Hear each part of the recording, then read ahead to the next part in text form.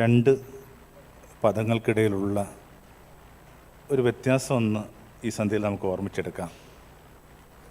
ഒന്ന് faith in Christ, രണ്ട് faith of Christ. യേശുവിലുള്ള വിശ്വാസവും യേശുവിൻ്റെ വിശ്വാസവും. നിർഭാഗ്യവശാൽ നമ്മളിപ്പോഴും പറഞ്ഞുകൊണ്ടിരിക്കുന്നത് യേശുവിൽ വിശ്വസിക്കാനായിട്ടാണ്. യേശുവിൽ ഇപ്പം ആർക്കും വിശ്വാസമില്ലാത്തത്. അതുള്ളതുകൊണ്ടാണ് നമ്മളിങ്ങനെയൊക്കെ ചില കാര്യങ്ങളിൽ ഇത്രയും സജീവമായിട്ട് ഏർപ്പെടുന്നത്. അതൊരു സാച്ചുറേറ്റഡ് പോയിൻ്റാണ്. ഇനി ഒരു ഇഞ്ച് സഞ്ചരിക്കാനില്ല. പക്ഷെ രണ്ടാമത്തൊരു വാക്കുണ്ട്, യേശുവിൻ്റെ വിശ്വാസം. ആദ്യത്തേത് ഒരു വൺ ടൈം ഇൻവെസ്റ്റ്മെൻറ്റാണ്. രണ്ടാമത്തത് ഇങ്ങനെ റെക്കറൻ്റാണ്. ഓരോ ദിവസവും നിങ്ങൾക്ക് അതിനകത്ത് ഇൻവെസ്റ്റ് ചെയ്യേണ്ടതായിട്ട് വരുന്നു. ഓരോ ദിവസവും നിങ്ങൾക്ക് നികുതി കൊടുക്കേണ്ടതായിട്ട് വരുന്നു. ക്രിസ്മസ് വരികയാണ്.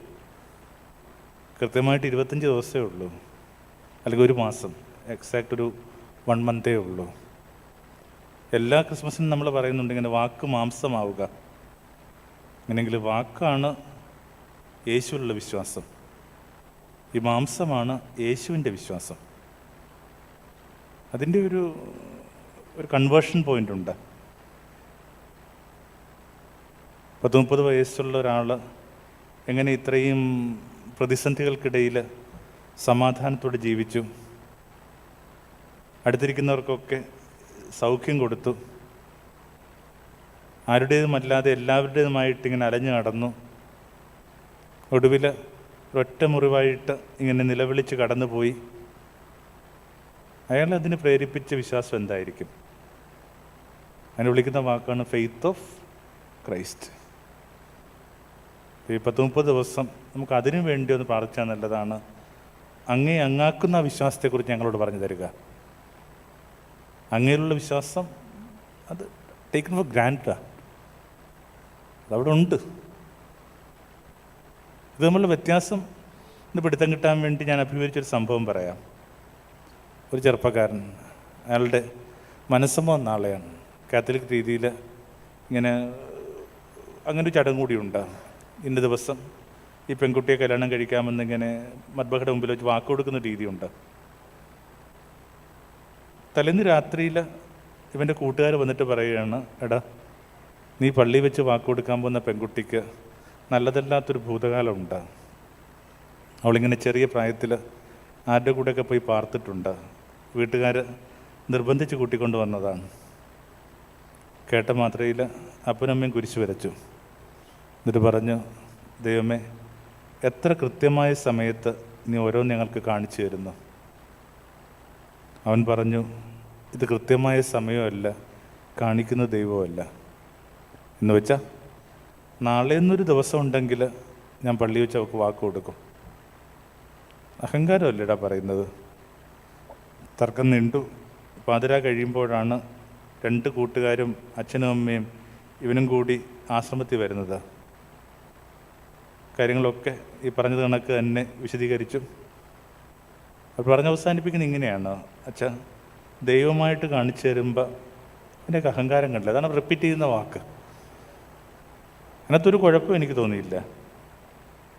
ഞാൻ കൊണ്ട് ചോദിച്ചു, നീ എന്താ ഒന്നും പറയാത്തത്? പിന്നെ കുറച്ചു നേരം കൂടി നോക്കിയിരുന്നു.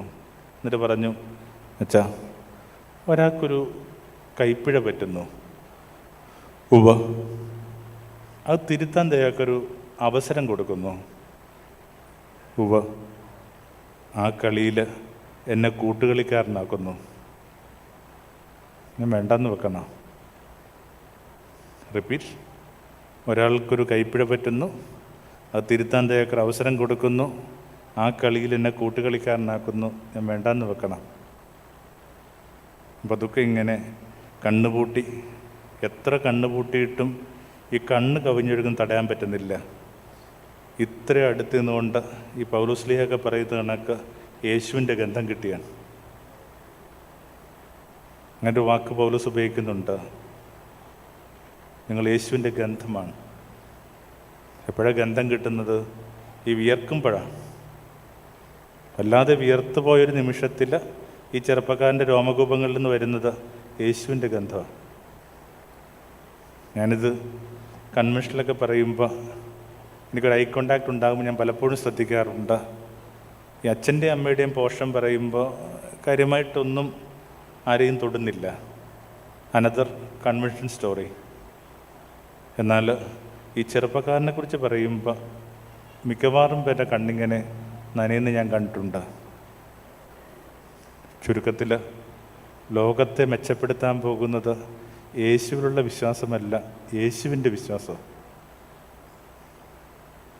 Faith of Christ huge investment ആവശ്യമുള്ള ഒന്നാണ്. ഡെയിലി നികുതി കൊടുക്കണം.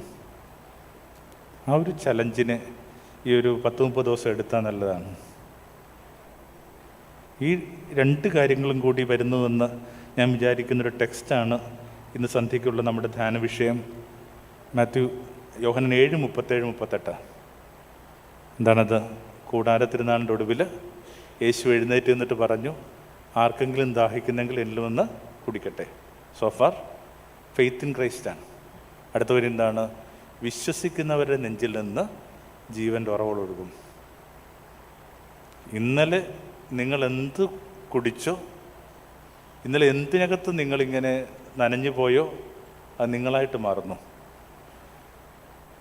ഈ ട്രാൻസ്ലേഷനാണ് നമ്മൾ ഇന്ന് ഗൗരവമായിട്ട് എടുക്കേണ്ടത്. കുടിച്ചവരുടെ നെഞ്ചിൽ നിന്ന് ഉറവുകളുണ്ടാവുന്നു എന്ന് വെച്ചെന്നാൽ ഏകദേശം ഒരു 250 പേരെന്നെ കേൾക്കുന്നുണ്ടെന്ന് ഞാൻ വിചാരിക്കുക. ചിലപ്പോൾ വീടുകളിലൊക്കെ ഇരുന്ന് അരകളൊക്കെ കേൾക്കുന്നുണ്ടാവും. ഒരു 100-300 പേരെന്ന് വെറുതെ വിചാരിക്കുക. അങ്ങനെയെങ്കിൽ 300 പുരുഷന്മാരും സ്ത്രീകളും അല്ല എന്നെ കേട്ടുകൊണ്ടിരിക്കുന്നത്. 300 പൊട്ടൻഷ്യൽ റിവേഴ്സാണ്. 300 നദിസാധ്യമുള്ള മനുഷ്യരാണ്. എനിക്ക് ദർശനത്തിൻ്റെയൊക്കെ ഒരു ഗിഫ്റ്റ് ഉണ്ടായിരുന്നെങ്കിൽ ഞാൻ കാണാൻ പോകുന്ന ഇത്രയും പേരെ അല്ല. പതുക്കെ ഈ പള്ളിയുടെ ജലവിധാനം ഇങ്ങനെ ഉയർന്നു പോവുകയാണ്. വെളിപാട് പുസ്തകത്തിൽ നമ്മൾ എടുക്കുന്ന ആദ്യം പാദം നനഞ്ഞു, പിന്നെ മുട്ട് നനഞ്ഞു, അര നനഞ്ഞു, പിന്നെ നദി മാത്രമേ ഉള്ളൂ. കൺവെൻഷൻ പന്തലില്ല. 300 പേര് കൊച്ച് കഥയാണോ? കേരളത്തിൽ 44 നദിയേ ഉള്ളൂ.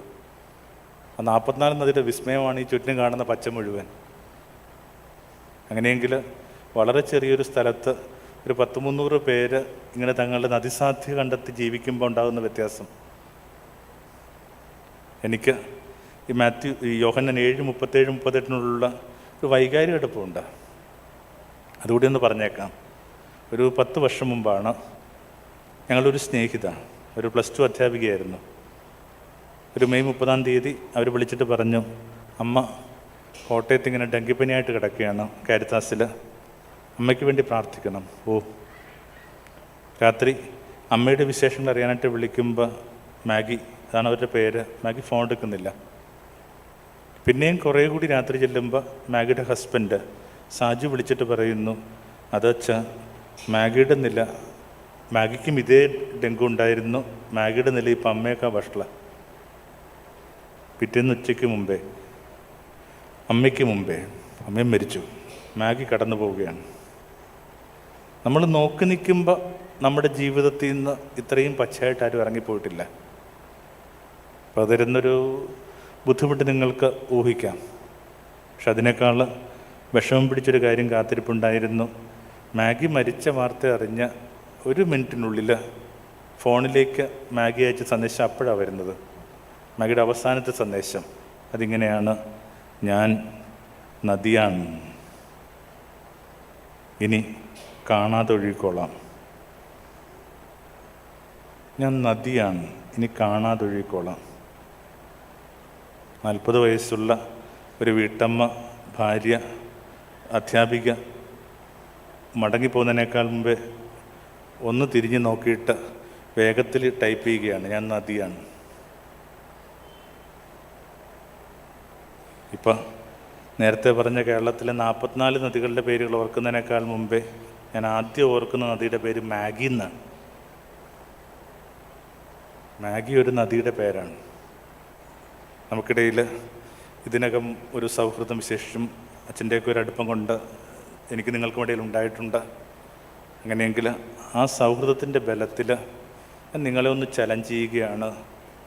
Will you B also the name of a river? നിങ്ങളും ഒരു നദിയുടെ നാമമായിട്ട് ഓർമ്മിക്കപ്പെടുമോ? നല്ല ധാരണയുണ്ട് മാഗിക്ക്. ആ ദിവസം ഞാൻ മനസ്സിലാക്കിയ ഒരു കാര്യം ഇതാണ്: സുവിശേഷം സ്പിരിച്വൽ മെറ്റഫർ അല്ല, പിന്നെയോ ശരാശരി മനുഷ്യൻ്റെ സാധ്യതയാണ്. ഒരു കവിതയായിട്ടായിരിക്കും പലപ്പോഴും നിങ്ങൾ വിചാരിക്കുന്നത്, മനുഷ്യൻ്റെ നെഞ്ചിലും നദി ഒഴുകുന്നൊക്കെ ഉള്ളത്. സ്പിരിച്വൽ മെറ്റഫർ അല്ല, ഇത് എന്നെയും നിങ്ങളെയും കണക്കുള്ള മനുഷ്യരുടെ സാധ്യതയാണ്. ആ വാക്കുകൂടി ശ്രദ്ധിക്കണം. ഇനി കാണാതെ ഒഴുകിക്കൊള്ളാം. എങ്ങനെയാണ് നമ്മുടെ പുസ്തകം അവസാനിക്കുന്നത്? മരിച്ചിട്ടും അവൻ്റെ ചങ്കിൽ നിന്ന് പിന്നെയും രക്തവും ജലവും ഒഴുകി. ഉപയോഗിക്കുന്ന വാക്ക് ഗഷ്ഫോർത്ത് എന്നൊരു വാക്കാണ്. ചലം പൊട്ടി എന്നർത്ഥമൊന്നുമല്ല. ഉറവക്കണ്ണി കുത്തിയിട്ട് ഈ കില്ലാടിമാർ കിണറിനുള്ള ഇടം തപ്പി ചെന്നിട്ട് ഒരിടത്ത് ചെന്ന് കൊത്തുമ്പോൾ അവിടെ നിന്ന് വെള്ളം വന്നിട്ട് ഈ കുത്തിയവനെ കുളിർപ്പിക്കുന്ന വാക്കിൻ്റെ പേരാണെന്ത്? ഗഷ്ഫോർത്ത്. പല രീതിയിലത് വ്യാഖ്യാനിക്കപ്പെടുന്നുണ്ട്. അത് കണ്ടാൾക്കത് പറഞ്ഞ് മതിയാവുന്നില്ല. അത് കണ്ടവൻ തന്നെയാണ് അത് സാക്ഷ്യപ്പെടുത്തുന്നത്. അവൻ്റെ സാക്ഷ്യം സത്യമാണ്. നിങ്ങളും അത് വിശ്വസിക്കാൻ വേണ്ടിയാണ് അയാൾ നിന്ന്. അല്ലെങ്കിൽ ഓൾഡ് ആവുകയാണ്. അയാൾ വെറുതെ ഇങ്ങനെ കവിഞ്ഞൊഴുകുക, പറഞ്ഞു തീർന്നില്ല അയാൾക്ക്. പല രീതിയിൽ എൻ്റെ വ്യാഖ്യാനമുണ്ട്. ഞാൻ പറഞ്ഞു തുടങ്ങിയത് കണക്ക് ചിലർ വിചാരിക്കുന്നു രക്തം ഈ കുർബാനയുടേതും ജലം ജ്ഞാനസ്നാനത്തിന് വിചാരിക്കുന്നവരുണ്ട്. പുതിയ സൃഷ്ടി ആരംഭിക്കുക, പുതിയ പിറവി ആരംഭിക്കുക. നഗ്നനായിട്ടൊക്കെ യേശു മരിച്ചെന്നല്ല നമ്മൾ വായിക്കുന്നത്. അപ്പോൾ പുതിയ സൃഷ്ടിയാണ്. അങ്ങനെയെങ്കിൽ ആ പുതിയ സൃഷ്ടി സംഭവിക്കുമ്പോൾ വരുന്നൊരു ഡിപ്പോസിറ്റ് ഉണ്ടല്ലോ, നമ്മളതിനെ പ്ലാസൻ്റ എന്നൊക്കെ വിളിക്കുന്നു തോന്നുന്നു, പ്ലാസ. അങ്ങനെ അതാണ് ഈ രക്തവും ജലമെന്ന് കരുതുന്നവരുണ്ട്. എനിക്ക് മനസ്സിലാവുന്നത് ഒരൊറ്റ കാര്യമാണ്: മരിച്ചിട്ടും അവൻ്റെ സ്നേഹപ്രവാഹങ്ങൾ നമ്മളെ വലം ചുറ്റി ഒഴുകിക്കൊണ്ടിരിക്കുക. എത്ര കൺവെൻഷൻ വന്നാലും എന്തൊക്കെ കണ്ടൻറ്റ് ഇവിടെ നിന്ന് പറയാൻ ശ്രമിച്ചാലും ആത്യന്തികമായിട്ട് ഈ കൺവെൻഷനൊക്കെ നിലനിൽക്കുന്നത് ഒരൊറ്റ വാക്കിൻ്റെ ബലത്തിലാണ്. എന്താണത്? യേശു നിങ്ങളെ സ്നേഹിക്കുന്നു. You are being passionately loud. എന്തുമാത്രം നിങ്ങൾ പരിക്കേറ്റിട്ടുണ്ടോ അത്രയും നിങ്ങൾക്ക് പിടുത്തം കിട്ടും. ബാക്കിയൊക്കെ ഈ ദിവസങ്ങൾ എൻഗേജ് ചെയ്യിക്കാൻ വേണ്ടി മാത്രമേ ഞാൻ വിചാരിക്കുന്നുള്ളൂ. എൻഡ് ഓഫ് ദ ഡേ ഇത് മാത്രമേ ഉള്ളൂ: അവൻ നിങ്ങളെ അഗാധമായിട്ട് സ്നേഹിക്കുന്നു. അതാണ് മരിച്ചിട്ട് ഒഴുകുക എന്ന് പറഞ്ഞതിൻ്റെ അർത്ഥം. കുറച്ച് വർഷം മുമ്പ് വരെ തിരുവല്ലയിൽ ആ കുരിശ് കവലയിൽ നമുക്കൊരു ഉപദേശി ഉണ്ടായിരുന്നു, മർക്കോസ് ഉപദേശി. ഇതിപ്പോൾ ഇല്ല എന്നാണ് ഞാൻ മനസ്സിലാക്കുന്നത്. ഋതുക്കളൊന്നും ഈ മനുഷ്യൻ അറിഞ്ഞിട്ടേ ഇല്ല. വെയിൽ, മഴ, പൊടി ഒന്നും അറിഞ്ഞിട്ടില്ല. അവിടെ വന്നിട്ട് ഇങ്ങനെ ഒരു നിപ്പുണ്ട്. അയാൾ പറയാൻ ശ്രമിച്ചത് മിക്കവാറും എനിക്ക് പിടുത്തം കിട്ടിയ ഒറ്റ കാര്യമായിരുന്നു: വഴിയിൽ പോകുന്നവരെ, വണ്ടിയിൽ പോകുന്നവരെ യേശു നിങ്ങളെ സ്നേഹിക്കുന്നു. ഇത്രേ ഉള്ളൂ. എല്ലാവർക്കും അത് പിടുത്തം കിട്ടത്തില്ല. പരിക്കേറ്റ മനുഷ്യർക്ക് പെട്ടെന്ന് പിടുത്തം കിട്ടും. അങ്ങനെ ഒരു സംഭവം ഉണ്ടോ? അതാണ് ഈ പറഞ്ഞ മാഗി പറഞ്ഞതിൻ്റെ അർത്ഥം. ഈ മരിച്ചിട്ടും ഇനി കാണാതെ ഒഴുകിക്കോളാം. അപ്പോൾ അങ്ങനൊരു സാധ്യത കൂടിയുണ്ട്. നിങ്ങൾ കുടിച്ചത് തന്നെ നിങ്ങളായിട്ട് മാറുന്നു. 300 നദികളെ വെറുതെ സങ്കല്പിച്ച് നോക്കിക്കേ. ഇപ്പോൾ വൈദികർക്കൊക്കെ സെഷൻ ചെയ്യുമ്പോൾ ഞാൻ എപ്പോഴും പറയുന്നത്, വൈദികരുടെ ഏറ്റവും നല്ല മെറ്റഫർ എന്ന് പറയുന്നത് എന്താണ്? എവിടെ പെസഹ ഒരുക്കണം എന്ന് ചോദിക്കുമ്പോൾ യേശു പറയുന്ന നിർദ്ദേശമുണ്ട്. എന്താണത്? നിങ്ങൾ തെരുവിൽ ചെല്ലുമ്പോൾ വെള്ളം കോരി വരുന്നൊരു പുരുഷനെ കാണും. ഈ ജലസാന്നിധ്യമായിട്ട് വരുന്ന മനുഷ്യൻ, ഒരു കമ്മ്യൂണിറ്റിയിലെ ഏറ്റവും കമ്പാഷനേറ്റ് നമ്മൾ വിശ്വസിക്കുന്ന മനുഷ്യൻ്റെ പേരാണ് ഈ പുരോഹിതൻ എന്ന് പറയുന്നത്. അതങ്ങനെയാണെന്ന് ജീവിതം കൊണ്ട് തെളിയിക്കേണ്ട ബാധ്യത അയാൾക്കുണ്ട്. തെരുവിൽ ചെല്ലുമ്പോൾ ഈ ജലകുംഭവുമായിട്ട് നിൽക്കുന്ന പുരുഷൻ. സ്ത്രീകൾ വെള്ളം കോരുന്ന കണക്കല്ല ഈ പുരുഷന്മാർ വെള്ളം കോരുന്നൊക്കെ ഒരു നിരീക്ഷണമുണ്ട്. അവരിങ്ങനെയൊക്കെയാണ് പിടിക്കും തോന്നുന്നു. അതിൻ്റെ അർത്ഥം ബ്രിംഫിൽ, ഇവിടം വരെ ജലരാശിയാണ്. ഏറ്റവും കരുണയുള്ള മനുഷ്യ പലപ്പോഴും പലരൊക്കെ ചോദിക്കാറുണ്ട്, ഈ അച്ഛനാകാൻ നേർന്നാണെന്നൊക്കെ ചോദിക്കുമ്പോൾ അതിനകത്തുനിന്ന് കഥയൊന്നുമില്ല. ഞങ്ങളാരും സ്വയം നേർന്നിട്ടില്ല. പക്ഷേ ഞങ്ങൾ ജീവിച്ചിരുന്ന പരിസരത്തിൽ നിന്ന് പല മനുഷ്യരും അത് പറഞ്ഞിട്ടുണ്ട്. ഒരു വീടിനകത്ത് ഏറ്റവും എമ്പതി ഉള്ള കമ്പാഷനേറ്റായ ഒരാളെ നോക്കിക്കൊണ്ട് അയാളുടെ പരിസരം പറയുന്ന വാക്കാണെന്ത്, ഇവനെ വല്ല അച്ഛനാക്കാനും കൊള്ളാം. അത്ര സിമ്പിൾ. കോഴിക്കറി കൂട്ടുമ്പോൾ പോലും ഈ കോഴിക്കൊരു ഫാമിലി ഉണ്ടല്ലോ എന്നൊക്കെ ഓർത്തിങ്ങനെ ദുഃഖിച്ചിരിക്കുന്ന മനുഷ്യനോട് പറയുന്ന സംഭവം. അർത്ഥത്തിൽ സമൂഹം തന്നെയാണ് ഈ പുരോഗതിനെ കണ്ടെത്തുന്നത്, അവർക്കിടയിൽ നിന്ന് മോട്ടിവേറ്റ് ചെയ്തെടുക്കുന്നത്. അതുമാത്രമാണല്ലോ മൂലധനം. വേറെന്തായുള്ള മൂലധനം? Somebody trying to be compassionate. ഈ കമ്പാഷനെ ആരംഭിക്കുന്നത് എങ്ങനെയാണ്? The day you realise all of us are suffering. അതാണ് കമ്പാഷൻ. ഒരു ദിവസം നമുക്ക് പിടുത്തം കിട്ടും, നമ്മളൊക്കെ ഇങ്ങനെ ഒരുമിച്ച് സഹിക്കുന്നവരാണ്. അപ്പോൾ ഈ ജലരാശിയെക്കുറിച്ച് മാത്രം നമുക്കൊന്ന് ധ്യാനിക്കാം. ഈ ഹൃദയത്തിൽ ഈർപ്പം കൊണ്ട് നടക്കുന്ന മനുഷ്യർ, അതാണ് ഈ ഫെയ്ത്ത് ഓഫ് ക്രൈസ്റ്റ് കൊണ്ട് ഒരുപക്ഷെ ഈ കോൺടെക്സ്റ്റിൽ ഞാൻ പറയാൻ ആഗ്രഹിക്കുന്നത്. ഒരു ചെക്ക് ലിസ്റ്റ് കണ്ടിട്ട് നമുക്ക് ഈ മെഡിറ്റേഷൻ അവസാനിപ്പിക്കാമെന്ന് കരുതുക. അവനവൻ നദിയാണോ ഇല്ലയെന്ന് അറിയാനായിട്ടൊരു 6 വിചാരങ്ങളാണ്. 1, ഇപ്പോഴും ഒഴുകുന്നുണ്ടോ? അതോ are you A stuck person? Are you A stuck person? ഓരോ ദിവസവും വിശേഷം കോവിഡിനൊക്കെ ശേഷം ഇങ്ങനെ നിലച്ചു പോയ മനുഷ്യരെയാണ് നമ്മൾ കൂടുതലും കണ്ടുകൊണ്ടിരിക്കുന്നത്.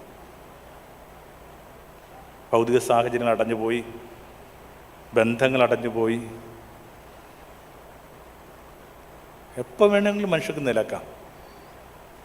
ഈ സ്റ്റക്കവ് എന്ന് പറഞ്ഞുകൊണ്ടൊരു പ്രയോഗമുണ്ട്. സ്റ്റക്കവ് എന്താ? സ്റ്റക്കവ് എന്ന് പറയുന്നത്, കുറേ പശുക്കൾ കൂടി ഈ മൈതാനത്ത് ഇങ്ങനെ മേയുകയാണ്. പെട്ടെന്ന് ഇങ്ങനെ മഴ പെയ്യുന്നു. അതുങ്ങളുടെ ഒരു സവിശേഷ ബുദ്ധി കൊണ്ട് അതുങ്ങൾക്കറിയാം എത്ര പുറകോട്ട് ഓടിയാലും എരുത്തിലെത്താൻ പോകുന്നില്ല. പിന്നെ ചെയ്യാവുന്ന ഒരൊറ്റ കാര്യം മാത്രമേ ഉള്ളൂ, ഈ മഴയിലേക്ക് നോക്കി ഇങ്ങനെ അമ്പരന്നിരിക്കുക.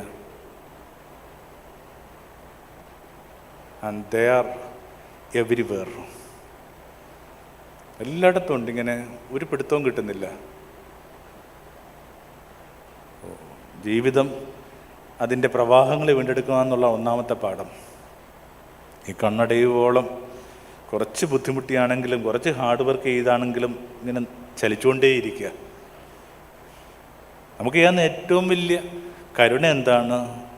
ഈ നിലച്ചുപോയ മനുഷ്യരോട് മുമ്പോട്ട് പോകാൻ പ്രേരിപ്പിച്ചുകൊണ്ടിരിക്കുക എന്നുള്ളത്. ഇപ്പം എൻ്റെ തന്നെ ഒരു ഏറ്റവും വിഷമം പിടിച്ചൊരു ഓർമ്മ അതാ. ഒരു 3 വർഷം ഞാനിങ്ങനെ ഇരുന്ന് പോയി. ഒരു മുറിക്കകത്ത് എൻ്റെ ഒരു 51 വയസ്സ് തൊട്ട് 54 വയസ്സ് വരെ ഒറ്റ ഇരിപ്പാണ്. നമുക്ക് പുറത്തോടക്കാൻ തോന്നുന്നില്ല. മുറിക്കകത്ത് വെട്ടമിടുന്നില്ല. അച്ഛനൊക്കെ സൂചിപ്പിച്ച കണക്ക് ഇത്രയും പുസ്തകങ്ങളൊക്കെ എഴുതിയിട്ടുണ്ടെന്നൊക്കെ പറയുമ്പോൾ ഒരു വരി വായിക്കാനുള്ള താല്പര്യമില്ല. പെട്ടെന്നൊരു ദിവസം ഇങ്ങനെ ഇരുന്ന് പോവുകയാണ്. അപ്പോൾ നമുക്ക് ഉറപ്പുള്ളൊരു കാര്യം ഇതാണ്, അങ്ങനെ ഇരിക്കുമ്പോൾ ഈ വാതിലെ കൊട്ടും ആരെങ്കിലും. തുറക്കാതെ തന്നെ നമുക്കറിയാം അതെൻ്റെ ഏതെങ്കിലും ഒരു കപ്പൂച്ചിൻ സഹോദരനായിരിക്കും. എന്താണ് ഇങ്ങനെ ഇരിക്കണം, പുറത്തു പോവാം. ഇങ്ങനെ അടഞ്ഞുപോയ മനുഷ്യരോട് ഈ പുറത്തു വരാൻ പ്രേരിപ്പിച്ചുകൊണ്ടിരിക്കുന്നതാണ് ഏറ്റവും നല്ല കമ്പാഷൻ ആക്ടിവിറ്റി ഞാനിപ്പോൾ വിചാരിക്കുന്നത്. പലരും അങ്ങ് നിന്നു പോവുകയാണ്.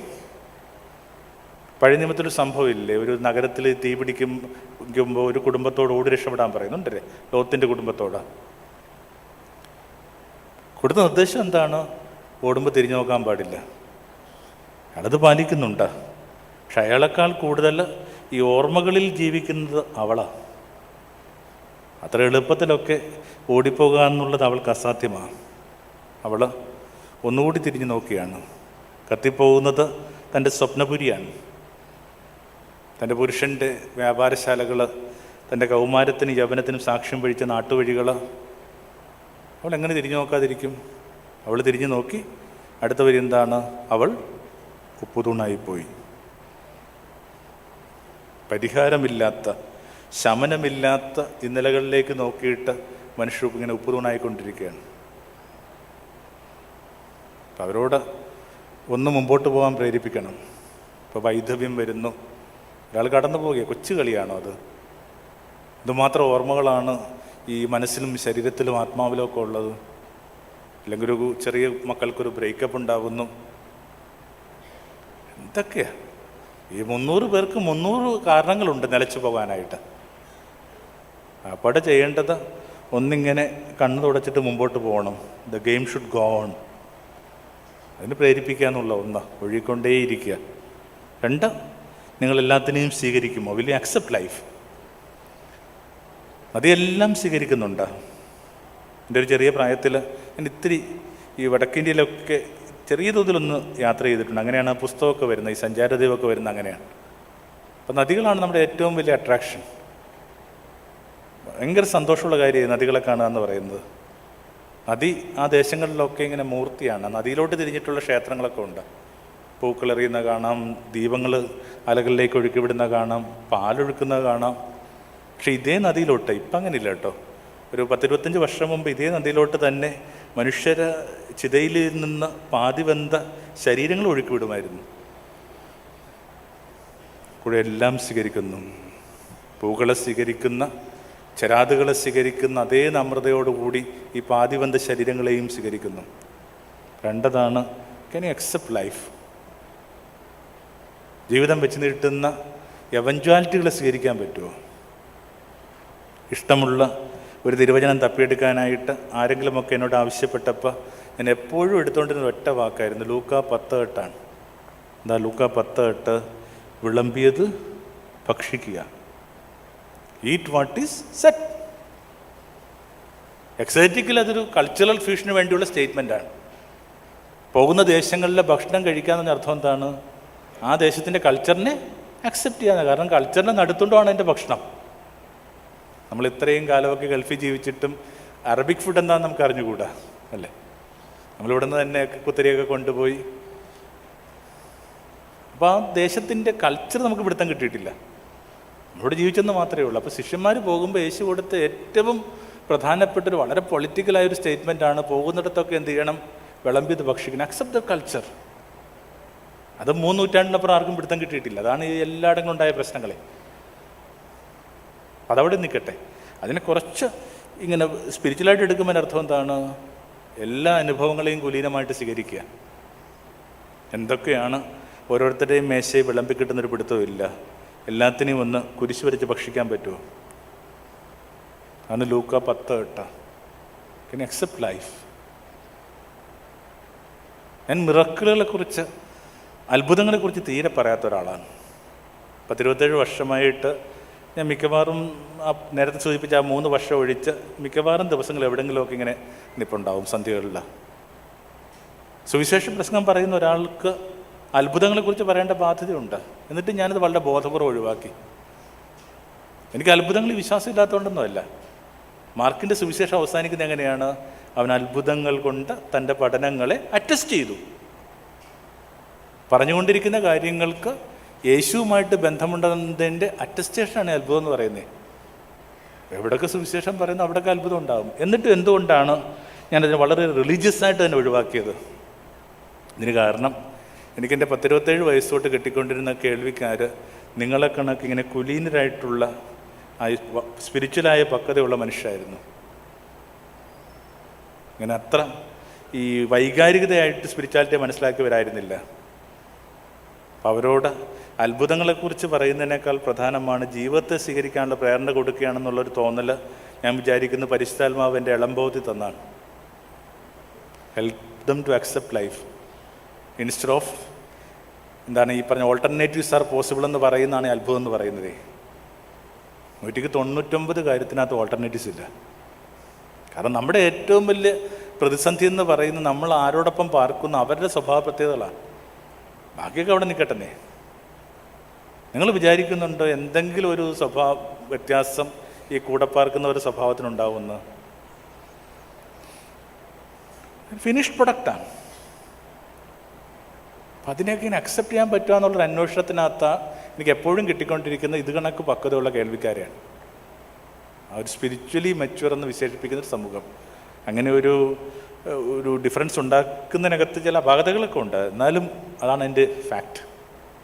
2 ഈ വിളമ്പിയത് ഭക്ഷിക്കാൻ പറ്റുമോ? ഇപ്പോൾ ഒത്തിരി രോഗശാന്തി ശുശ്രൂഷകളൊക്കെ നമ്മുടെ കൺവെൻഷൻ പന്തലുകളിലും ധ്യാനകേന്ദ്രങ്ങളിലൊക്കെ നടക്കുന്നതായിട്ട് കേൾക്കുന്നുണ്ട്. പക്ഷെ ഇതൊക്കെ ശ്രദ്ധിച്ച് വായിക്കുമ്പോഴും അതിനകത്തൊരു കുഞ്ഞു കാര്യം കാണാതെ പോകുന്നത്, ഓട്ടിസ്റ്റിക്കായൊരു കുട്ടി ഇത്തരം ശുശ്രൂഷകൾക്ക് ശേഷം ഒരു സാധാരണ കുട്ടിയായിട്ട് മാറുന്നത് ഞാൻ കണ്ടിട്ടില്ല. ഡൗൺ സിൻഡ്രോം ഉള്ളൊരു കുട്ടി, ഹൈഡ്രോസെഫാലിയുള്ളൊരു കുട്ടി, അതിനെയൊക്കെ എങ്ങനെയാണ് നമ്മൾ വ്യാഖ്യാനിക്കുന്നത്? നമുക്കൊരു ചെറിയ റിട്രീറ്റ് സെൻ്റർ ഉണ്ട്, ഇവിടെ വലിയ ദൂരമൊന്നും അല്ലട്ടോ, ഇവിടെ തന്നെയാണ്, കോവിൽത്തോട്ടം എന്ന് പറഞ്ഞാൽ അവർക്കടുത്തായിട്ട് ഒരു 10-40 പേര് വന്ന് പ്രാർത്ഥിച്ചു പോകുന്നൊരിടമാണ് മാസത്തിലൊരിക്കൽ. അപ്പോൾ അവിടെ വന്ന് 2 പേരെ എടുക്കുക. മീര, ഹരി എന്നാണ് അവരുടെ പേര്. അവർക്ക് മുത്തെന്ന് പറഞ്ഞൊരു കുട്ടിയുണ്ട്. മുത്തിന് ഈ പറഞ്ഞ ഓട്ടിസത്തിൻ്റെ പ്രശ്നമുണ്ട്. ഇവിടെ ഈ പ്രാർത്ഥനയൊക്കെ നടക്കുമ്പോൾ മീരയും ഹരിയും കൂടി മുത്തിൻ്റെ തലയിൽ കൈവച്ച് പ്രാർത്ഥിക്കുകയാണ്, ഞങ്ങളുടെ മുത്തിനെ സൗഖ്യപ്പെടുത്തണമേ, ഞങ്ങളുടെ മുത്തിനെ സൗഖ്യപ്പെടുത്തണമേ. എന്തെങ്കിലും ഒരു വ്യത്യാസം ഉണ്ടാകുന്നതായിട്ട് നമുക്ക് തോന്നുന്നില്ല. അങ്ങനെ ട്രാക്കില്ല. നമുക്കും അതിൻ്റെ വിഷമമുണ്ട്. എന്നിട്ടും എന്തോ ചില കാര്യങ്ങൾക്കകത്ത് പ്രകാശം കിട്ടി. 5 ദിവസം ഇരുന്ന് ഓരോന്നിങ്ങനെ കുനിപ്പിടിച്ചിരുന്ന് കേൾക്കുമ്പോൾ ഒരു ദിവസം പ്രഭാഷണത്തിന് വന്ന വൈദികൻ പറഞ്ഞു, ദൈവത്തിൻ്റെ കൈവശം ഒരു കുഞ്ഞുണ്ട്, കുറച്ച് ബുദ്ധിയുടെ പ്രതിസന്ധിയുള്ളൊരു കുട്ടി. ആരുടെ കയ്യിൽ ഈ കുട്ടിയെ കൊടുത്തു കഴിഞ്ഞാൽ അവരാ കുഞ്ഞിനെ പൊന്നുപോലെ നോക്കുമെന്നറിയാൻ വേണ്ടി അവിടെ നിന്ന് ഇങ്ങനെ ഭൂമി മുഴുവൻ നോക്കി. എന്നിട്ട് ഒരു മീരയും ഹരിയും കണ്ടു, അവർക്ക് കൊടുത്തു. ദൈവത്തിന് സ്തുതിയായിരിക്കട്ടെ. മീരയുടെ കണ്ണ് ഇങ്ങനെ കവിഞ്ഞൊഴുകയാണ്. തുടച്ചിട്ട് മീരയും പറഞ്ഞു, പ്രൈസ് ദി ലോർഡ്. സന്ധ്യയിൽ ഹരിയോടൊപ്പം ഇരിക്കുമ്പോൾ മീര പറഞ്ഞു, ഹരിയേട്ട, നമ്മുടെ വാവയെ വേറെ ആരെങ്കിലും കൊടുത്തില്ലെങ്കിൽ അവരാ കുഞ്ഞിനെ കുറേ ബുദ്ധിമുട്ടിപ്പിച്ചേനെ, ഏതെങ്കിലും ഒരു സ്പെഷ്യൽ സ്കൂളിൽ കൊണ്ട് എന്നേക്കുമായിട്ട് വിട്ട് കളഞ്ഞേനെ. നമുക്ക് ആ കുഞ്ഞിനെ പൊന്നുപോലെ നോക്കാമെന്ന് അവിടത്തേക്ക് അറിയാവുന്നതുകൊണ്ട് നമ്മുടെ കയ്യിലോട്ട് തന്നെ തന്നല്ല. ധ്യാനം കഴിയുമ്പോൾ നിങ്ങൾ ശ്രദ്ധിക്കണം, എങ്ങനെയാണ് ഈ മീരയും ഹരിയും കൂടി മുത്തിനെ കൊണ്ടുപോകുന്നത്? ഇങ്ങനെ എൻറാപ്പ് ചെയ്ത് കൊണ്ടുപോയ, ഇങ്ങനെ ചുറ്റിക്കൊണ്ടുപോയ, വട്ടം ചുറ്റി. ഇപ്പം ആദ്യമായിട്ട് അവർക്ക് ആ വാക്കിൻ്റെ അർത്ഥം മനസ്സിലായി, സ്പെഷ്യൽ ചൈൽഡ്. ഇത്രയും കാലം അവർ വിചാരിച്ചു അത് കുട്ടികൾക്ക് വേണ്ടി, എന്തോ കുറവുള്ള കുഞ്ഞുങ്ങൾക്ക് വേണ്ടിയുള്ള വാക്കാണെന്ന്. ഇപ്പോൾ അവർക്കൊരു കാര്യം മനസ്സിലായി, വാസ്തവത്തിൽ കുട്ടിയല്ല സ്പെഷ്യൽ, പേരൻസാണ് special. You are a special parent. ഒരു കുട്ടി 2 തവണ ഈ സംഭാഷണത്തിനിടയിൽ ഇങ്ങോട്ട് ഓടിക്കഴിഞ്ഞാൽ ഇവിടെ ഇരിക്കുന്ന എല്ലാവരും തന്നെ ഡിസ്റ്റർബ്ഡ് ആവരെ, അമ്മയെ നോക്കൂ, എന്താ ശ്രദ്ധിക്കാത്തെന്നൊക്കെ. അങ്ങനെയെങ്കിൽ ജീവിതത്തിൽ ഒരിക്കലും നിങ്ങൾ പറഞ്ഞ കാര്യങ്ങൾ അതേപോലെ പിടുത്തം കിട്ടാത്തൊരു കുട്ടിയുമായിട്ട് അവൻ്റെ കൗമാരവും യൗവനവും ഒക്കെ കാണേണ്ടി വരിക എന്ന് പറയുന്ന പേരൻസിനെ വിളിക്കേണ്ട വാക്കാണ് എന്ത്? Special parents.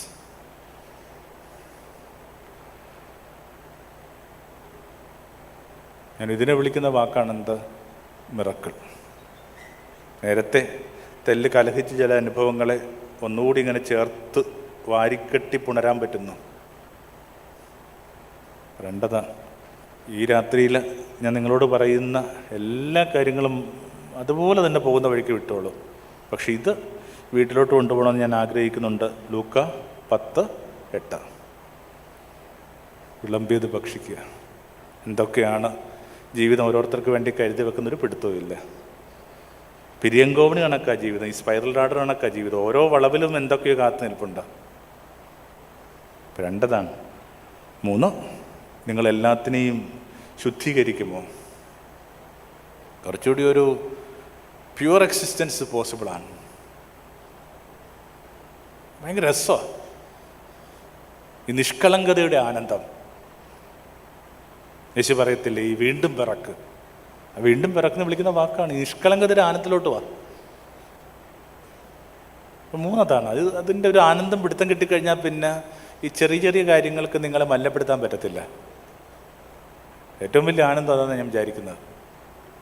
കുറച്ചു കാലം മുമ്പ് ഒരു ശുചീകരണ തൊഴിലാളി തിരുവനന്തപുരത്ത് നമ്മുടെ അഴുക്കുകൾക്കിടയിൽപ്പെട്ട് മരിച്ചുപോയി. ജോയി എന്ന അയാളുടെ പേര്. ആ പത്രവാർത്ത വായിച്ച ആ ദിവസങ്ങളിലൊക്കെ ഞാനിങ്ങനെ ആലോചിക്കുകയായിരുന്നു, ദൈവമേ, ഈ മറ്റുള്ളവരുടെ അഴുക്കുകൾക്കിടയിൽ ശ്വാസം പൊട്ടി മരിക്കുന്ന ആരൊക്കെയാണ് അല്ലേ?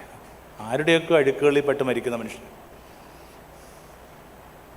കൊച്ചു പ്രശ്നമല്ല. ഞാനപ്പോൾ അതിൻ്റെയൊക്കെ ഒരു കണക്കൊക്കെ എടുത്ത് നോക്കുമ്പോൾ 60-നും 80-നും ഇടയ്ക്ക് മനുഷ്യർ, ശുചീകരണവുമായിട്ട് ബന്ധപ്പെട്ട് നിൽക്കുന്ന മനുഷ്യർ ഓരോ വർഷവും ഇന്ത്യയിൽ മരിക്കുന്നുണ്ട്. നിങ്ങളുടെ അഴുക്കിന് വേറെ ആരാണ്ടോ വില കൊടുക്കുന്നു. ദാമ്പത്യത്തിലൊക്കെ ചിലപ്പോൾ ഒരു ഏകാഗ്രത ഇല്ലായ്മ, ഏകയോഗവ്രതമില്ലായ്മ പോകുമ്പോൾ ഇതൊക്കെ അവരുടെ സന്തോഷമൊക്കെ ആയിട്ടാണ് നമ്മൾ കണക്കാക്കുന്നത്. പക്ഷേ അതിന് വില കൊടുക്കുന്ന വരുന്നത് ഈ ചെറിയ കുഞ്ഞുങ്ങളാണ്.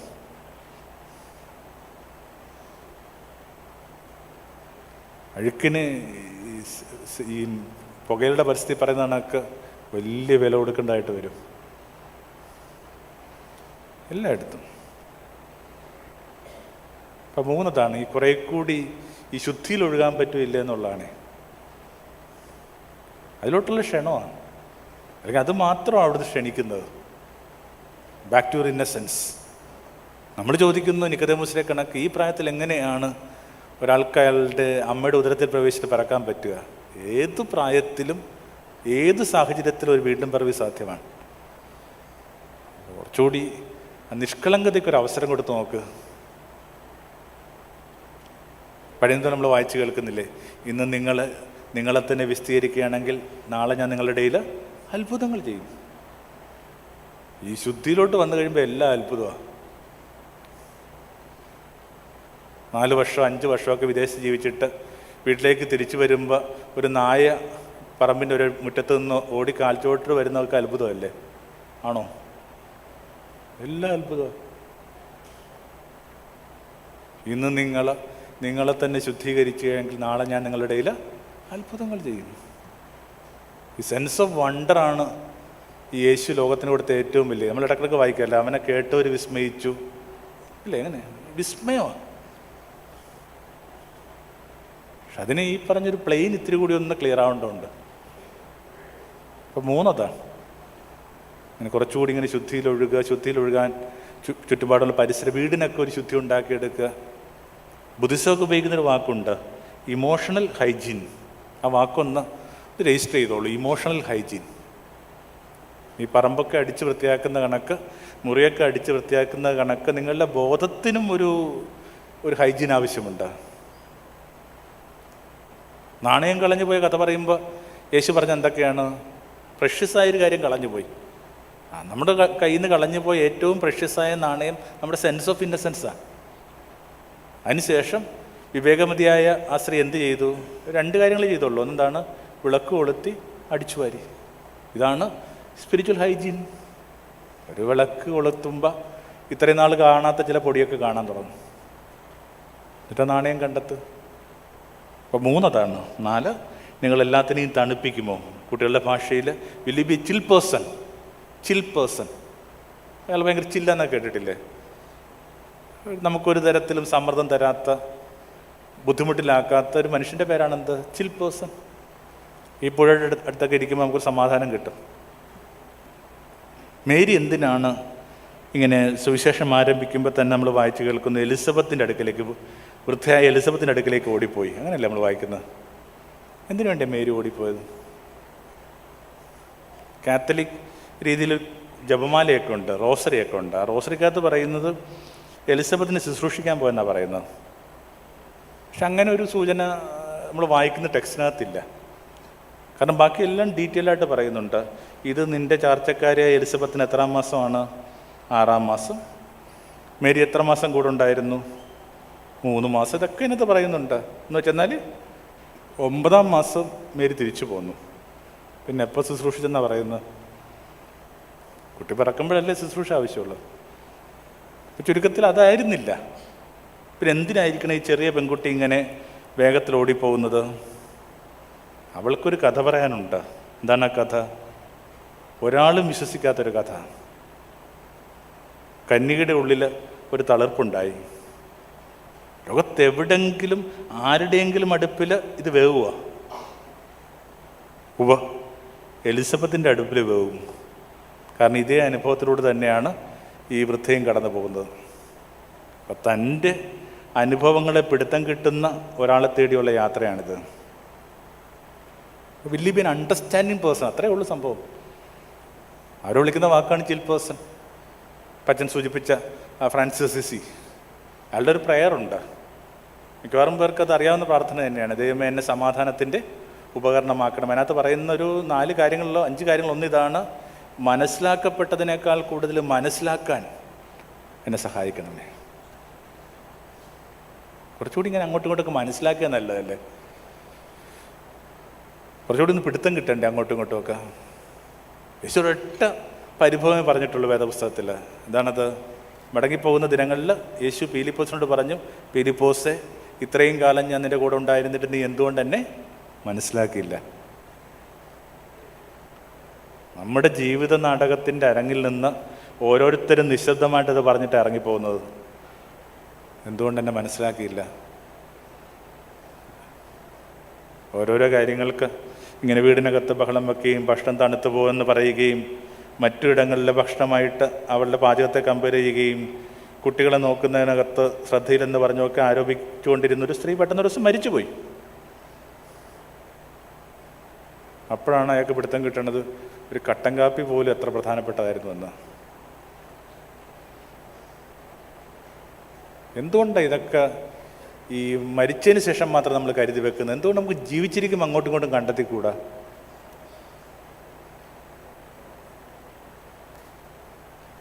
എന്തുകൊണ്ട് അങ്ങോട്ടും ഇങ്ങോട്ടും കണ്ടെത്തിക്കൂടാ? ഒരു നല്ല വാക്ക് കേൾക്കാതെ, അഭിനന്ദനമൊക്കെ കേൾക്കാതെ. ഇപ്പം ഞാൻ തന്നെ ആലോചിക്കുകയാണ്. ഇപ്പം ചിലപ്പോൾ എനിക്ക് അച്ഛൻ ചിലപ്പോൾ ഭക്ഷണം ഒരുക്കിയിട്ടുണ്ടാവും. സ്വാഭാവികമായിട്ട് ഇത് കഴിയുമ്പോൾ ഒന്നെങ്കിൽ കൊച്ചുമ്മയോടോ അല്ലെങ്കിൽ അതുമായിട്ട് ബന്ധപ്പെട്ട് നിൽക്കുന്ന സ്ത്രീകളോടോ ഞാൻ പറയും, നല്ല ഭക്ഷണമായിരുന്നു അല്ലേ? പക്ഷെ ജീവിതത്തിൽ ഉടനീളം ഏറ്റവും കൂടുതൽ നല്ല ഭക്ഷണം വിളമ്പി തന്ന ഒരു സ്ത്രീ ഒരു നല്ല വാക്ക് കേൾക്കാതെ മടങ്ങിപ്പോയി. അതെൻ്റെ അമ്മയായിരുന്നു.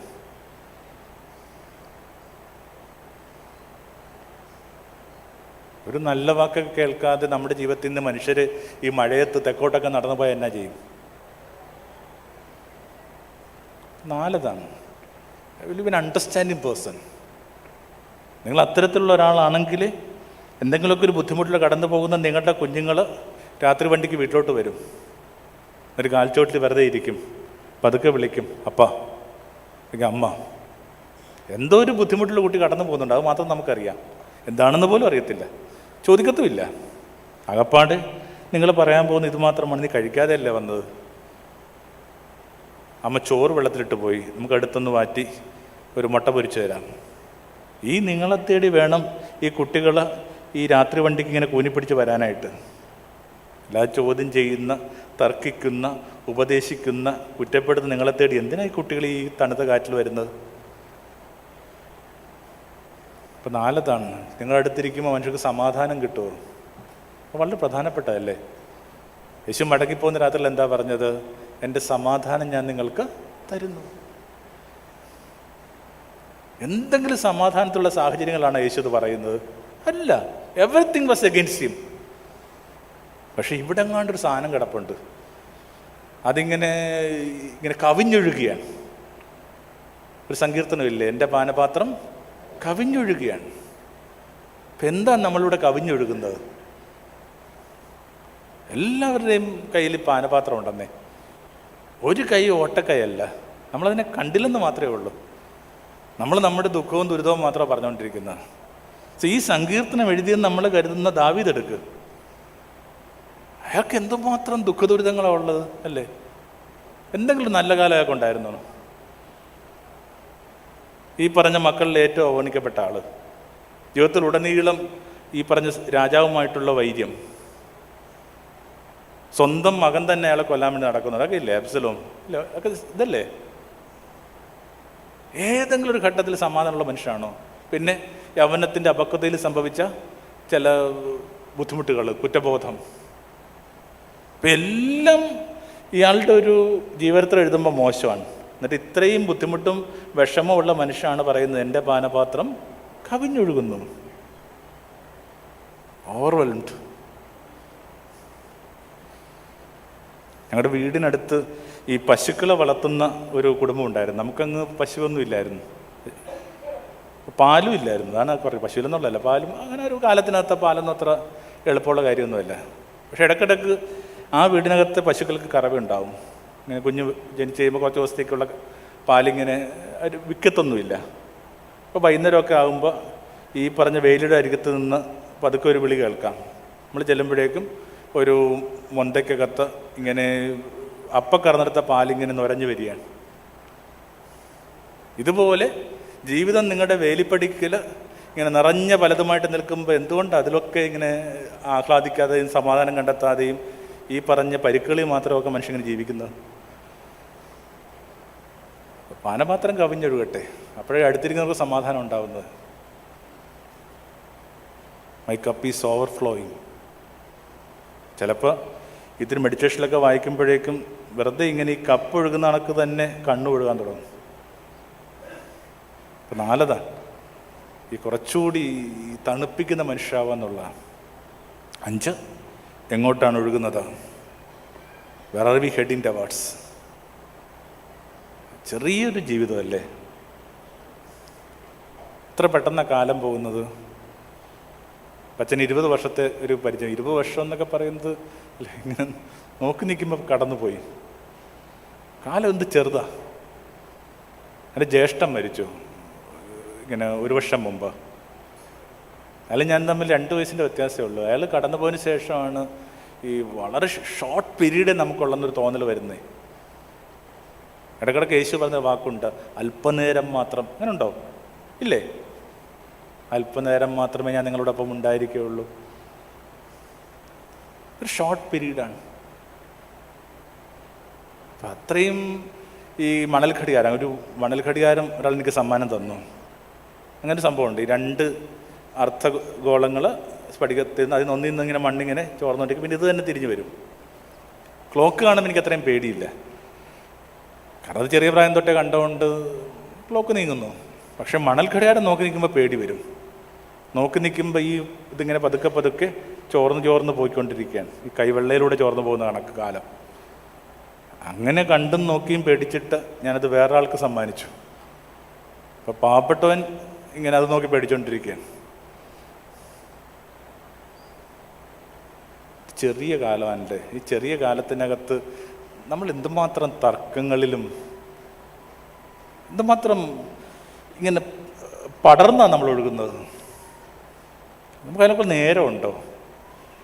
ഇപ്പം നദിയുടെ ഉറവിടം, ഞാൻ ഗംഗയുടെ ഉറവിടം കണ്ടിട്ടുണ്ട്. ഗംഗോത്രി എന്നാണ് നമ്മളതിനെ വിളിക്കുന്നത്. അവിടെ ഇങ്ങനെ നദി ഇങ്ങനെ പരന്നാണ് ഒഴുകുന്നത്. ഷാലോ വാട്ടറാണ്, താഴെ നോക്കിയാൽ വെള്ളാരങ്കൽ കാണാൻ പറ്റും. പക്ഷേ ഈ നദി ഒഴുകി ഒഴുകി ഒഴുകി ഒഴുകി ഒഴുകി ഓരോ ദേശങ്ങളും ഓരോരോ പേരാണ്. ബംഗാളിലേക്ക് എത്തുമ്പോൾ അതിൻ്റെ പേര് ഹുഗ്ലി എന്നാണ്. ഹുഗ്ലി കുത്തിയാണ് ഒഴുകുന്നത്. എന്താ കാര്യം? പതിക്കാൻ പോകുന്ന ബംഗാൾ ഉൾക്കടലായി. അതുപോലെ ഓരോ ജന്മദിനം വരുമ്പോൾ കുറേ കൂടി ഇങ്ങനെ ഏകാഗ്രമാവണ്ടേ? നമുക്കിനി തർക്കത്തിലേർപ്പെടാനും അന്വേഷിക്കാനും കലഹിക്കാനും ഒക്കെ നേരമുണ്ടോ?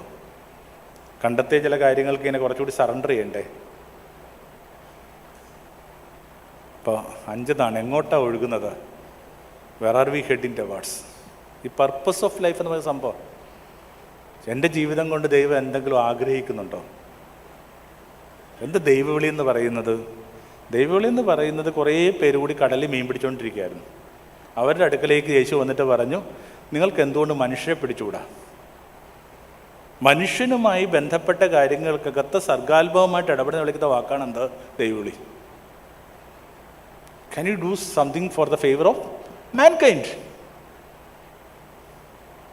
ആ ദൈവവിളി ഒന്ന് കണ്ടെത്തണ്ടേ? അത് യേശു ആരോപിച്ചത് കണക്ക് നോഹയുടെ കാലം വരെ മനുഷ്യൻ 2 തരത്തിലാണ് ജീവിച്ചത്. കല്യാണം കഴിച്ചും കഴിപ്പിച്ചും ജീവിച്ചു. എന്തൊരു ഹെവിയായ ആരോപണം. 2 കല്യാണങ്ങൾ മാത്രം സംഭവിക്കുന്നു. നമ്മുടെ കല്യാണം, 2 നമുക്ക് പിറന്ന കുഞ്ഞുങ്ങളുടെ കല്യാണം. ഇതൊന്നും ചെറിയ കാര്യം നല്ല ഈ പറഞ്ഞു വരുന്നത്. പക്ഷെ ഇത് മതിയായ കാരണമാണെന്ന് മാത്രമാണ് നമ്മൾ അന്വേഷിക്കുന്നത്. ഇത് മതിയോ? Where is your second mile? എൻ്റെ വാക്കേശ് ഉപയോഗിക്കുന്നില്ലേ? ഓരോരുത്തർക്കും 2ാം മൈൽ വേണമെന്ന് ഉണ്ടോ? അങ്ങനെ ഒരു വാക്ക്. 1ാം കാതം, 2ാം കാതം. 1 കാതം നടക്കാൻ ആവശ്യപ്പെട്ടവരോട് 2 കാതം നടക്കുക.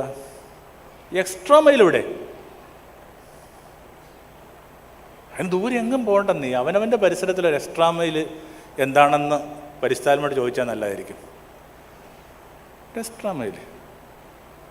ഇപ്പോൾ ആരോഗ്യമുള്ളവരാണ് പള്ളി വരുന്നത്. തൊട്ട് അയൽ വീട്ടിൽ എന്ത് ചെയ്യുന്നുണ്ട്? വർഷങ്ങളായിട്ട് കിടക്കുന്നൊരു അമ്മയുണ്ട്. ഒരു വീടിനകത്തൊരു അമ്മ കടന്നു പോകുമ്പോൾ ആ വീട്ടിൽ വേറൊരു സ്ത്രീയും കൂടി കടന്നു പോകും, അല്ല നിന്ന് പോകും, അല്ലേ? അവർ പരിചരിക്കുന്നൊരു സ്ത്രീ.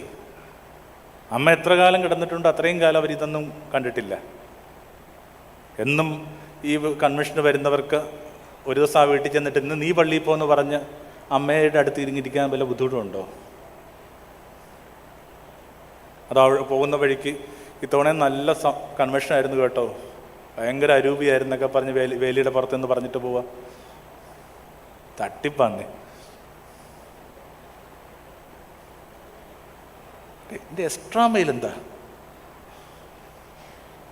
അപ്പോൾ അതൊന്നും വെറുതെ അന്വേഷിച്ചാൽ നല്ലതാണ്. നാളെ ഇതുകൊണ്ട് കൺവെൻഷനും ഹോളി കമ്മ്യൂണിനെ കൊണ്ടെന്ന് ഞാൻ മനസ്സിലാക്കുന്നത് വെറുതെ ഒന്ന് അന്വേഷിച്ചാൽ നല്ലത്. ഈ മീൻ പിടിച്ചുകൊണ്ടിരിക്കുന്ന മനുഷ്യർ അവർ മീൻപിടുത്തം നിർത്തിയിട്ടില്ലെന്ന് കൂടി ആലോചിച്ചോളണം കേട്ടോ. സുവിശേഷം അവസാനിക്കുന്നത് എങ്ങനെയാണ്? അവർ പിന്നെയും മീൻ പിടിച്ചുകൊണ്ടിരിക്കുകയാണ്. 9 പേരുടെ പട്ടിക കൃത്യമായിട്ട് പറയുന്നുണ്ട്. അതിനകത്ത് ഒരാൾ സെൻറ് തോമസ് കൂടിയാണ്. സെൻറ് തോമസിനെ കുറിച്ച് പോലും നമ്മൾ മുക്കുനാന്ന് പറയുന്നില്ല ഇപ്പോഴും. പുള്ളി വലിയ ആശാരിയാന്നാണ് പറഞ്ഞുകൊണ്ടിരിക്കുന്നത്. അതിങ്ങനെ കൊട്ടാരങ്ങൾ മാത്രം പണിയുന്ന ആശാരി. ഇതൊരു ഹമ്പ മനുഷ്യ. നമ്മൾ ദിദിമൂസ് എന്ന് വിളിക്കപ്പെടുന്ന തോമസും ആ കൂട്ടത്തിലുണ്ടായിരുന്നു. ചെറിയ പണികളെ അക്നോളജ് ചെയ്യാൻ ഇപ്പോൾ പോലും നമുക്ക് താല്പര്യമില്ല. ഒരു സെൻറ് തോമസ് ഡേയിലും ആരും പറഞ്ഞു കേട്ടിട്ടില്ല തോമസ് മുക്കുവനായിരുന്നു എന്ന്.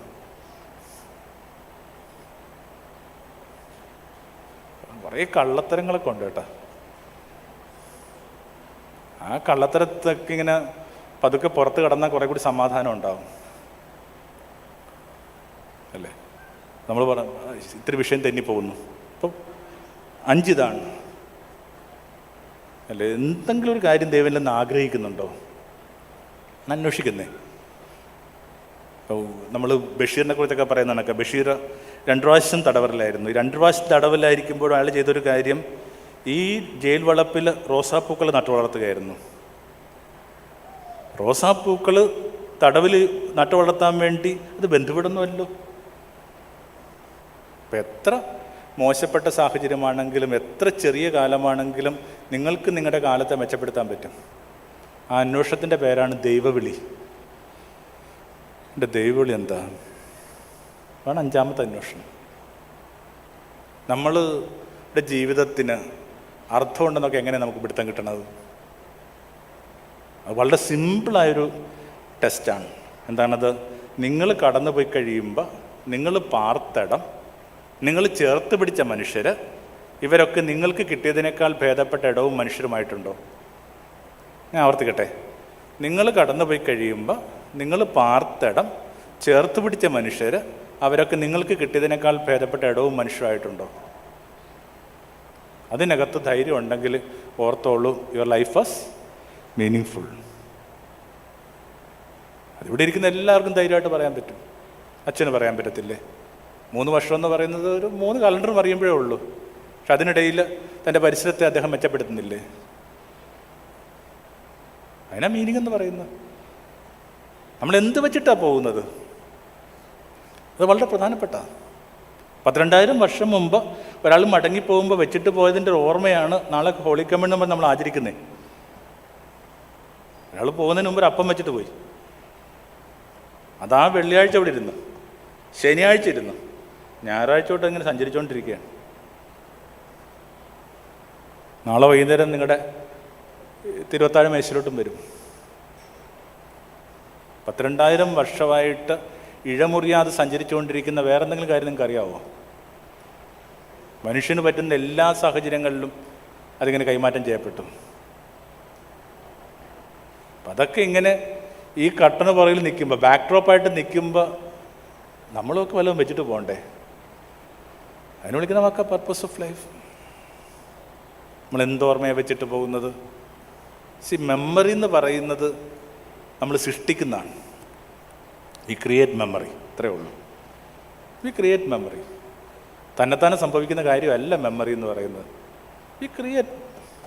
അപ്പോൾ നമ്മൾ ഈ ഓരോ നിമിഷത്തെ ഇങ്ങനെ മെമ്മറി ആക്കാൻ പറ്റില്ല എന്നുള്ള അന്വേഷണത്തിൽ ഏർപ്പെട്ടാന്നല്ല. ഇപ്പോൾ വീട്ടിലൊക്കെ അതിഥികളൊക്കെ വരുമ്പോൾ ഞാൻ എപ്പോഴും ചെറുപ്പത്തിലെ ഏറ്റവും വലിയ ഓർമ്മ, ഈ വഴി തുടങ്ങുന്ന കുറച്ച് ദൂരെയാണ്, ഒരു തോട് വരെ വഴിയുള്ളൂ. അപ്പോൾ ആ വഴി വരെ ഇങ്ങനെ അപ്പൻ അവരുമായിട്ട് ഇങ്ങനെ കൂടെ നടക്കും. എന്നിട്ട് അവരിങ്ങനെ നടന്നു പോകുമ്പോൾ അവർക്കിങ്ങനെ കാണാവുന്ന ദൂരത്തിൽ ഇങ്ങനെ ടോർച്ചടിച്ചുകൊണ്ടിരിക്കും. This is memory. പോകുന്നതിനേക്കാൾ മുമ്പ് അടഞ്ഞു പോകുന്ന വാതിൽ മെമ്മറി അല്ല. You create memory. ഭയങ്കര പോയട്രിയാണ് ഈ മെമ്മറി എന്ന് പറയുന്നത്. ആ പോയട്രിയുടെ ആളാണ് യേശു. എല്ലാം മെമ്മറി ആക്കി. Do this in my memory. അപ്പം നമ്മൾ എന്ത് വെച്ചിട്ടാണ് പോകുന്നത്? ഈ സ്കൂളിലൊക്കെ പഠിക്കുമ്പോൾ ഞങ്ങൾ ഒരു സംഘം കുട്ടികൾ ഇങ്ങനെ ഒരുമിച്ചാണ് പോയിക്കൊണ്ടിരുന്നേ. ഒരു 19 വയസ്സുള്ളവർക്കൊക്കെ അത് ഓർക്കാൻ പറ്റും. ഇങ്ങനെ ഒരു വയസ്സിൽ നിന്ന് വരുന്ന കുട്ടികൾ അടുത്ത് വിളിച്ച് ഒരു സംഘമായിട്ടാണ് പോകുന്നത്. 30 പേര് വരുന്ന സംഘമാണ് ഞങ്ങളുടേത്. അപ്പോൾ ഞങ്ങളിൽ ചിലർക്ക് ഇത്തിരി നേരത്തെ പോകേണ്ടതായിട്ട് വരും. നമുക്ക് വേണ്ടി കാത്തു നിൽക്കേണ്ടതില്ലെന്ന് സൂചിപ്പിക്കാൻ വേണ്ടി നമ്മൾ നിൽക്കുന്ന ഇടങ്ങളിൽ നമ്മൾ എന്തെങ്കിലും ഒന്ന് വെച്ചിട്ട് പോകണം. ഒരു കൊലപ്പൂവോ ഒരു വെള്ളക്കായോ ഒരു ഓലക്കീറോ വെച്ച് കഴിഞ്ഞാൽ അതിൻ്റെ അർത്ഥം എന്താണ്? ഇയാൾ നേരത്തെ പോയി. ഈ കളി തന്നെയാണ് ജീവിതം. ഇത്തിരി നേരത്തെ പോകുന്നവർ എന്ത് വെച്ചിട്ടാണ് പോകുന്നത്? അതാണ് കുർബാന. കുർബാന അത്രേ ഉള്ളൂ. നേരത്തെ പോയവർ വെച്ചിട്ട് പോയ ഓർമ്മയുടെ പേരാണെന്ത്? കുർബാന.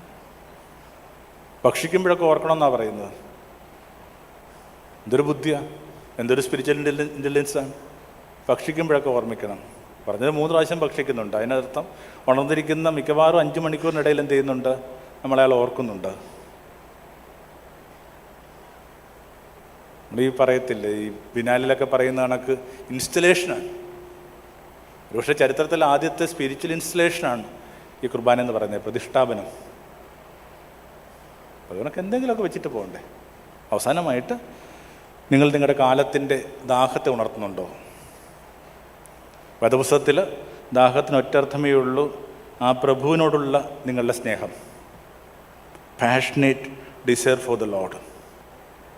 ആരൊക്കെ യേശുവിൻ്റെ അടുത്ത് നിന്നോ അവർക്കൊക്കെ ആ മഹാചൈതന്യത്തോട് ഇങ്ങനെ പ്രേമം അനുഭവപ്പെട്ടു. മനുഷ്യർ മറന്നുപോയ ദാഹത്തെ അയാൾ ഓർമ്മിപ്പിച്ചു. വെള്ളം ദാഹം ശമിപ്പിക്കാൻ വേണ്ടി മാത്രമല്ല കേട്ടോ, ദാഹം ഉണർത്താനും വെള്ളം വേണം. ഇവിടെ 4 ഗ്ലാസ് 5 ഗ്ലാസ് വെള്ളം ഇരിപ്പുണ്ട്. ഞങ്ങൾ ഓരോരുത്തരായിട്ട് ഇങ്ങനെ വെള്ളം കുടിച്ചു കഴിയുമ്പോൾ ഇവിടെ ഇരിക്കുന്നവരൊക്കെ വിചാരിക്കും, ഓഹ് ഇത് അവസാനിച്ചിരുന്നെങ്കിൽ പോയി വെള്ളം കുടിക്കാമായിരുന്നു. അത് താത്തിപ്പിടിക്കുന്നതുകൊണ്ടാണ് നമ്മൾ മറന്നുപോയത്. ഇപ്പോൾ 1 ഗ്ലാസ് വെള്ളത്തിനിങ്ങനെ ദാഹം ഇവോക്ക് ചെയ്യാൻ പറ്റും. ഈ മിസ്റ്റിക്സ് ഒക്കെ പറയുന്നൊരു പ്രാർത്ഥനയുണ്ട്.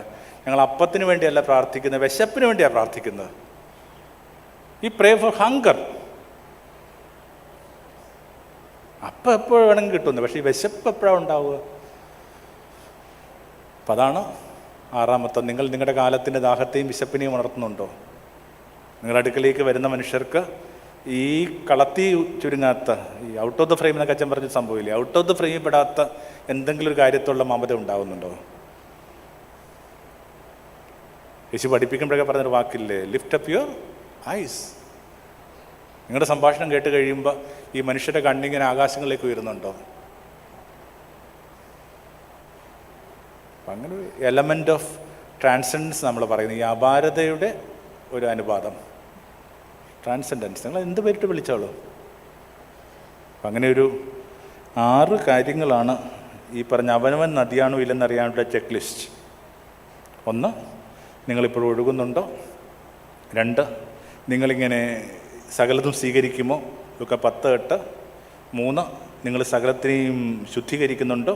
4, നിങ്ങൾ എല്ലാത്തിനെയും തണുപ്പിക്കുന്നുണ്ടോ? 5, എങ്ങോട്ടാണ് ഒഴുകുന്നത്?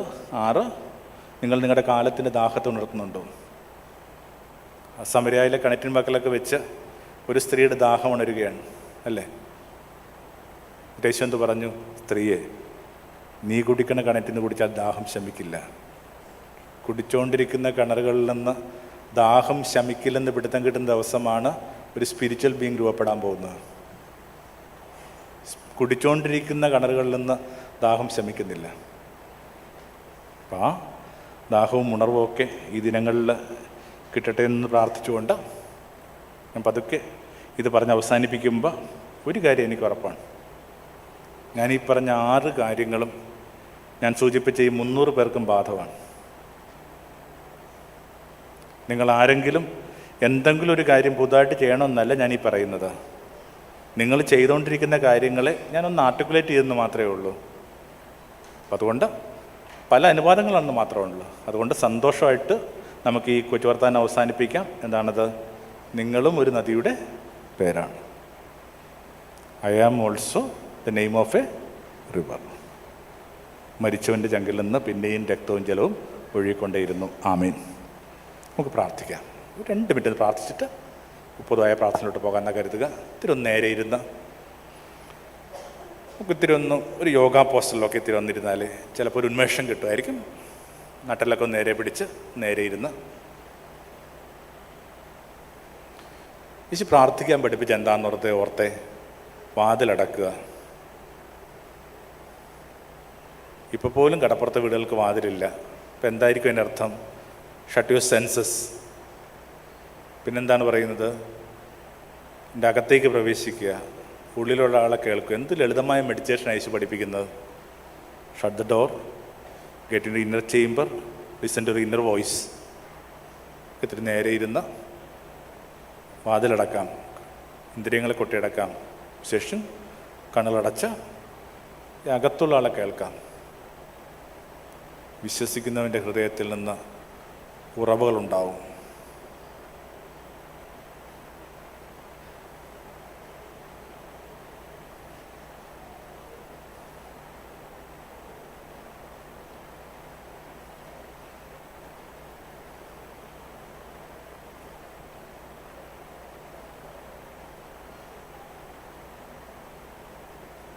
കൂടാരത്തിരുന്നാളിൻ്റെ ഒടുവിൽ അവിടെ നിന്ന് എഴുന്നേറ്റ് നിന്നിട്ട് പറഞ്ഞു, ആർക്കെങ്കിലും ദാഹിക്കുന്നെങ്കിൽ എന്നിൽ നിന്ന് കുടിക്കട്ടെ.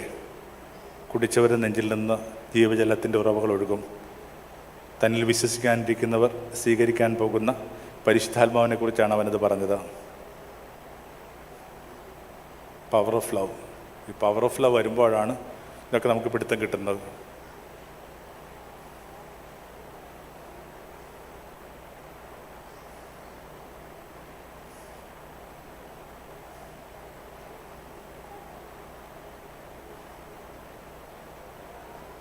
ഒരു കമ്മ്യൂണിറ്റി എന്ന നിലയിൽ നമുക്ക് ഒറ്റയ്ക്ക് പ്രാർത്ഥിക്കാൻ പറ്റത്തില്ല.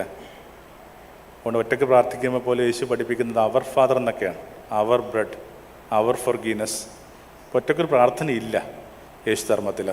അതുകൊണ്ട് നമുക്ക് ഒരു കമ്മ്യൂണിറ്റി നിലയിലൊന്ന് പ്രാർത്ഥിച്ച് അവസാനിപ്പിക്കാം. ബുദ്ധിമുട്ടില്ലെങ്കിൽ അടുത്തിരിക്കുന്നവരെ കൈയൊന്ന് പതുക്കെ ഒന്ന് ചേർത്ത് പിടിക്കാം. വശങ്ങളിലിരിക്കുന്നവരെ കൈയൊന്ന് ചേർത്ത് പിടിക്കാം. Extend your hand please.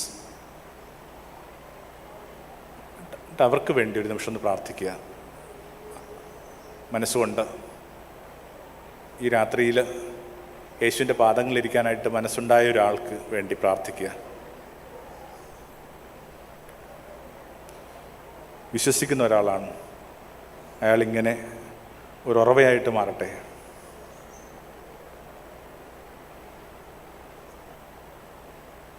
അറിയാവുന്ന രീതിയിൽ പ്രാർത്ഥിക്കുക.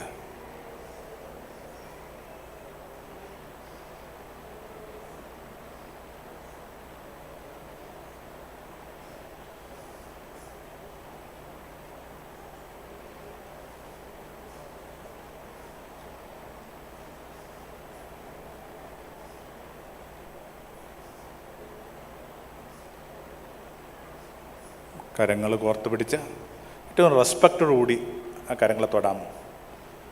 എന്തൊക്കെ കടന്നുപോയൊരു കരങ്ങളാണ്. അയാളുടെ തന്നെ റെപ്രസെൻറ്റേഷനാണ് അയാളുടെ കൈകൾ.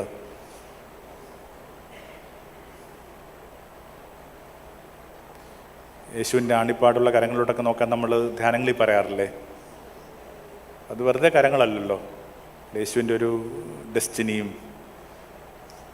ഒക്കെ അത് ആണിപ്പാടുള്ള കരങ്ങൾ കൊണ്ട് ആശീർവദിക്കുന്ന പറഞ്ഞ അർത്ഥം എന്താണ്? കരം വേറെന്തോ ആണ്.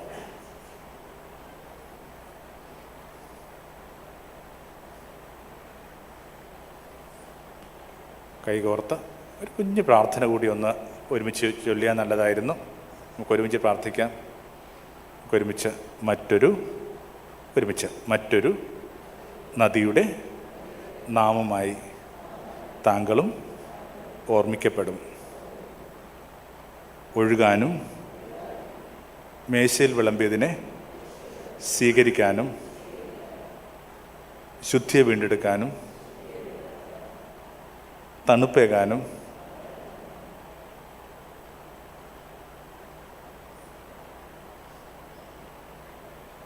ദാഹമുണർത്താനും ഒടുവിൽ ആ ദയാസിന്ധുവിൽ അലിഞ്ഞു ചേരാനും അവിടുന്ന് നമ്മൾ ഇരുവരെയും അനുഗ്രഹിക്കും. മറ്റൊരു നദിയുടെ നാമമായി താങ്കളും ഓർമ്മിക്കപ്പെടും. ശാന്തി, ശാന്തി, ശാന്തി. നമുക്കൊന്ന് പരസ്പരം ഒന്ന് ഹഗ് ചെയ്യാം, ഒന്ന് ആലിംഗനം ചെയ്യാം. എണീറ്റിട്ട് വേണമെങ്കിൽ എണീറ്റിട്ടാവാം, എണീറ്റിട്ടൊക്കെ ചെയ്തോളൂ. ഒരു ഒറ്റയിരിപ്പല്ലേ, ഒന്ന് കെട്ടിപ്പിടിച്ചാൽ കുഴപ്പമില്ല ഉണ്ടോ?